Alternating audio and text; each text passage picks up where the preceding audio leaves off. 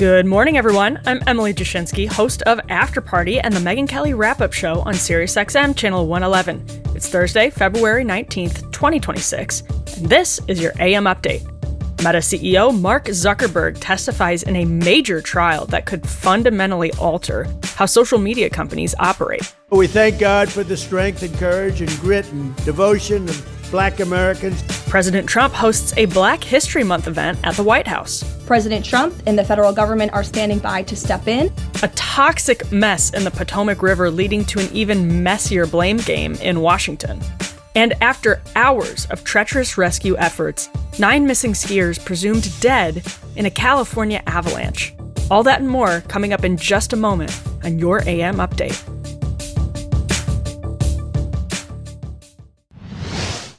These last few years have been a wild ride. AI upending the job market, geopolitical changes disrupting old alliances, and financial markets all over the place. One way to protect yourself and loved ones in all this turmoil is with life insurance. Sadly, most people are likely underinsured, overpaying and underprotected, especially if your policy is through your job. So let me tell you about SelectQuote. For over 40 years, they have helped over 2 million Americans secure more than $700 billion in coverage.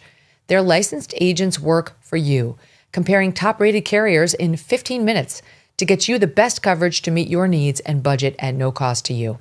Got high blood pressure or diabetes? SelectQuote works with providers who cover pre-existing conditions.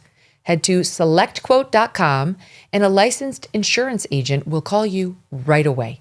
Get the right life insurance for you for less and save more than 50% at SelectQuote.com/Megyn. Save more than 50% on term life insurance at SelectQuote.com/Megyn today to get started.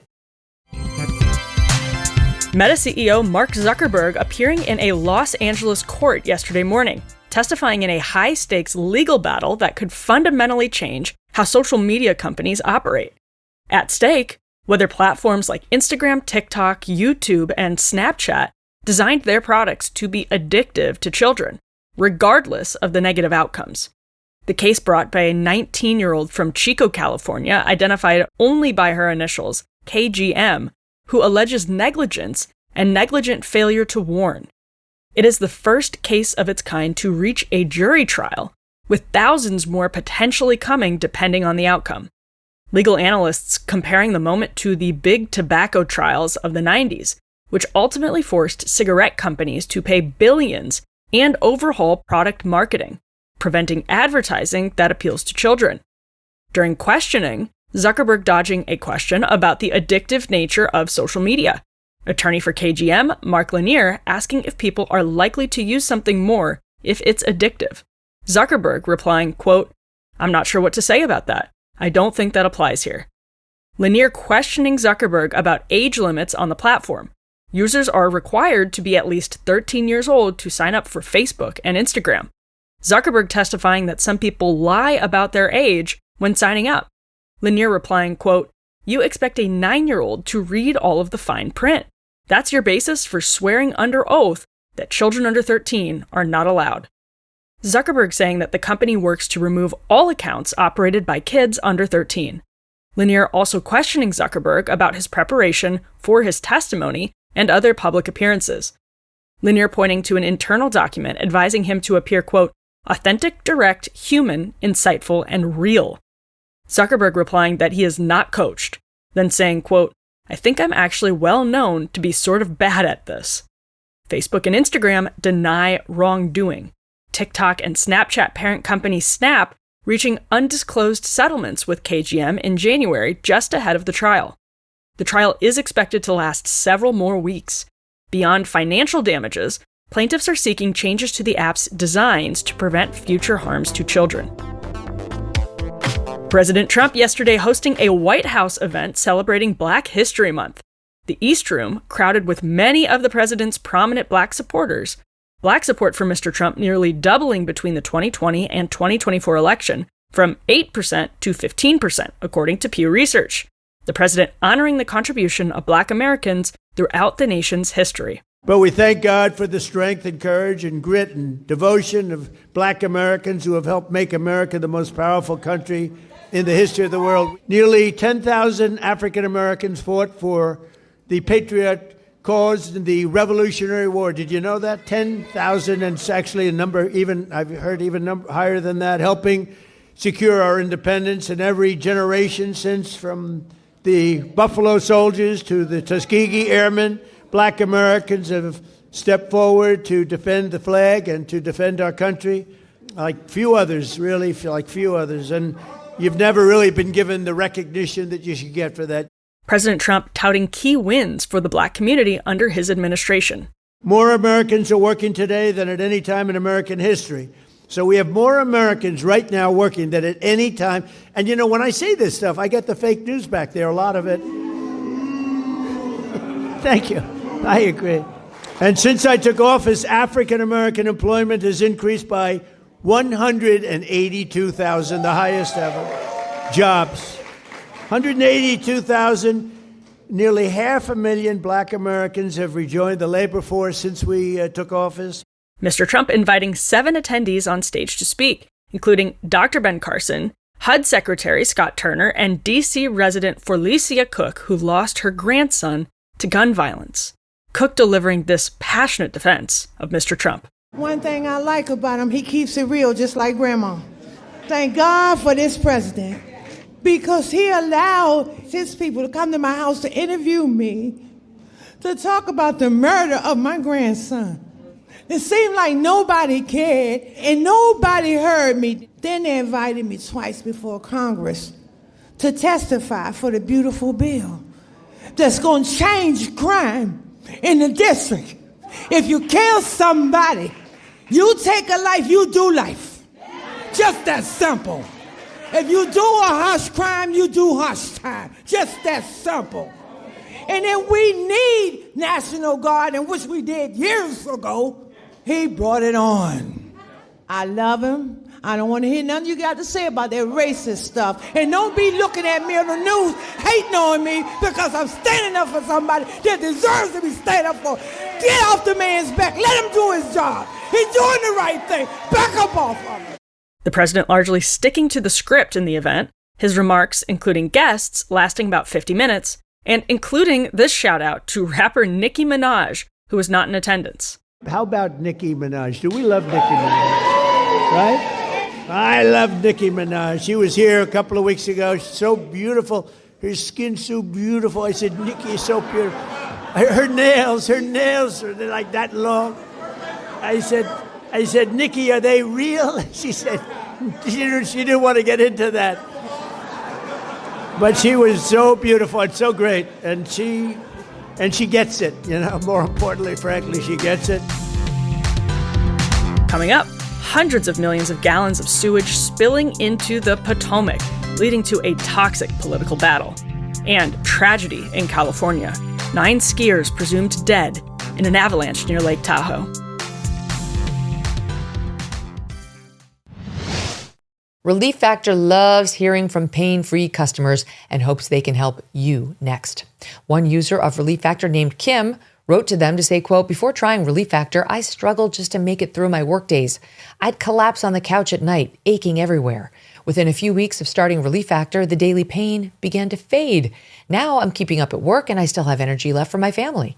There are many stories just like this, of parents having more love to give, but less strength to share.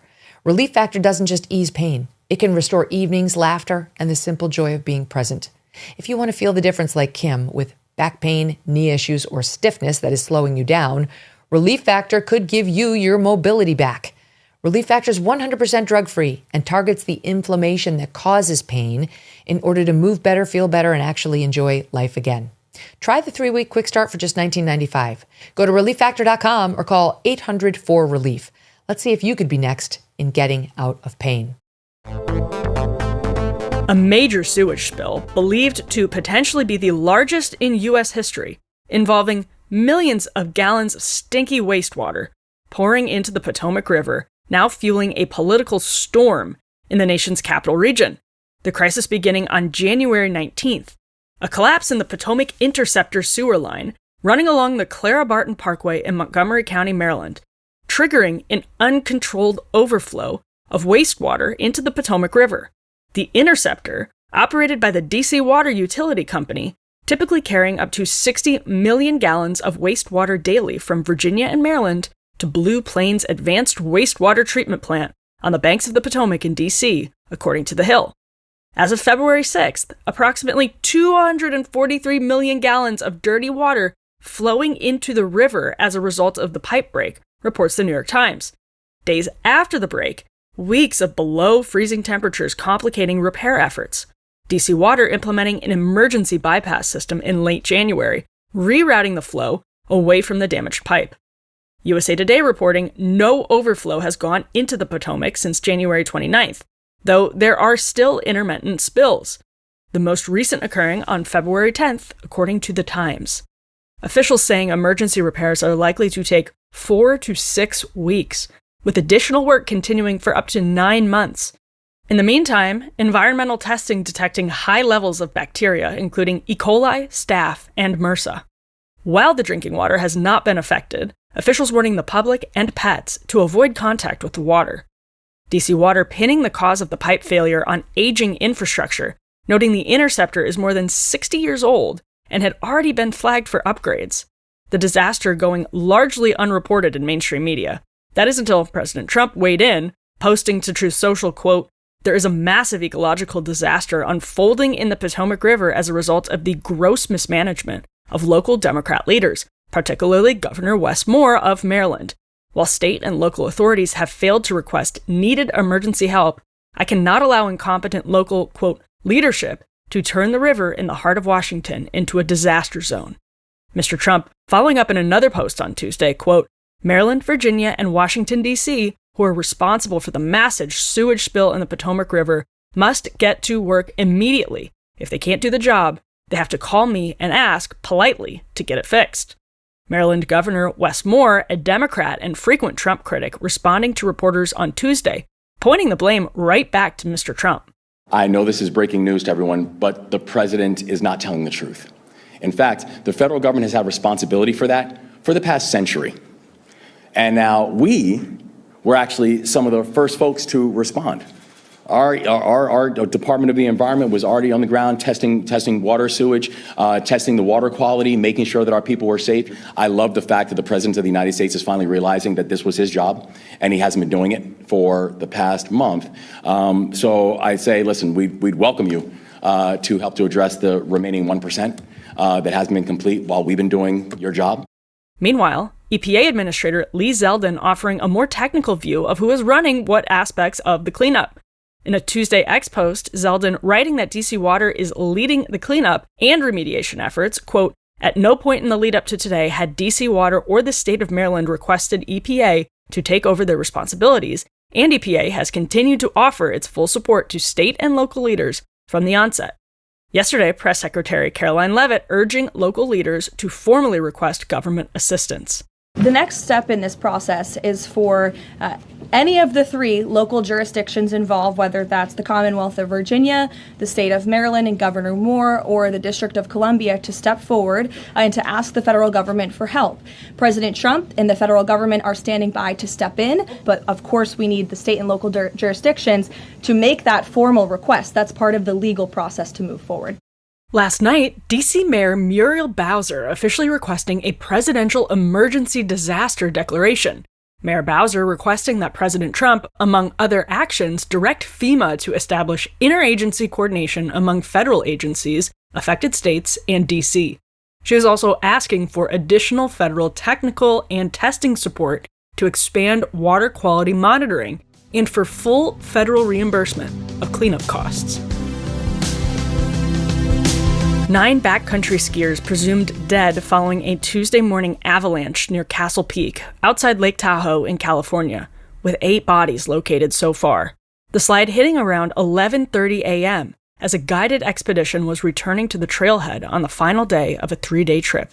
15 people were on the outing, 6 survivors activating emergency equipment, but brutal weather slowed rescuers for hours.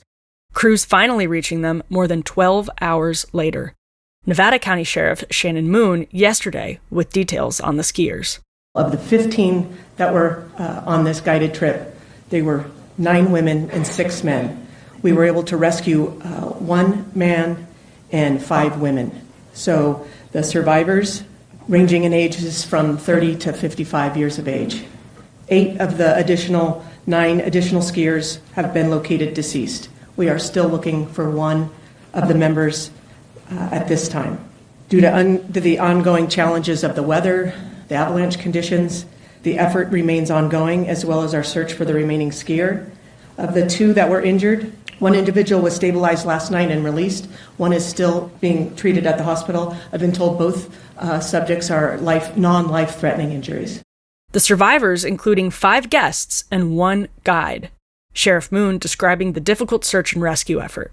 We had 2 different teams deploying, roughly 50 skilled folks deploying into the scene, both from the south side and from the north side, trying to come in to this area. Extreme weather conditions, I would say, is an understatement.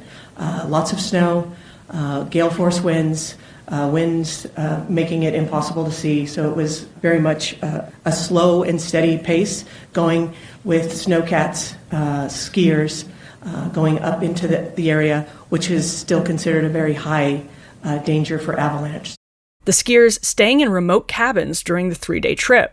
Officials issuing an avalanche warning early Tuesday morning. It is unclear if the skiers ignored the warning before heading back to the trailhead. Sheriff Moon saying an investigation is ongoing.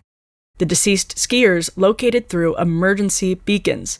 The bodies have not yet been recovered, according to Nevada County Sheriff Captain Russell Green, who added that recovery efforts would begin when conditions improved. That'll do it for your AM update. I'm Emily Jashinsky, host of After Party. Catch The Megyn Kelly Show live on SiriusXM's The Megyn Kelly Channel 111 at noon East, on youtube.com/Megyn Kelly, and all podcast platforms.